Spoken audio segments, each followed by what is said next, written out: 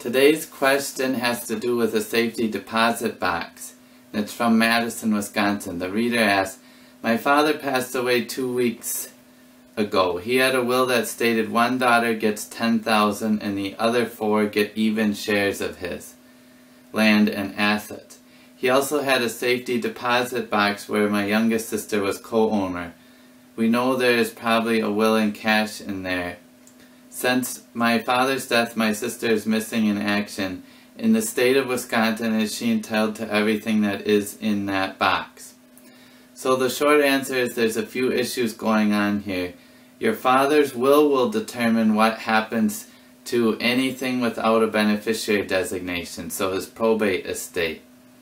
Anything that he left a beneficiary designation, like an insurance policy or even a bank account if it was payable on death, will pass according to that contract.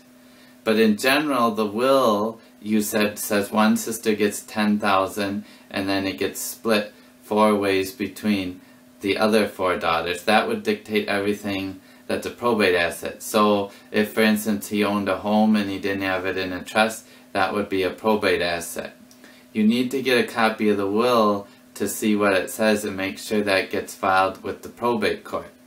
In terms of the safety deposit box, if your youngest sister was really a co-owner, she may have access to the box and may have ownership rights to what's in the box.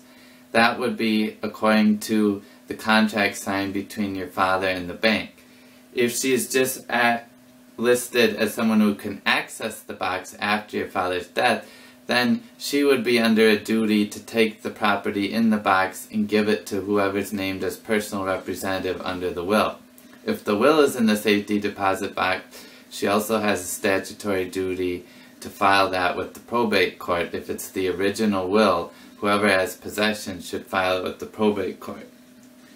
So in short, you'll need to determine whether your sister was really a co-owner of that box or just had access to it.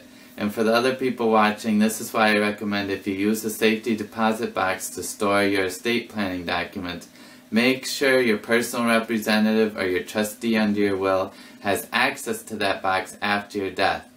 Otherwise, I've seen situations where you have to open a probate just to get access to the box to read the will to see what it says. So you can see where this becomes a chicken and the egg problem. So great question, and thank you.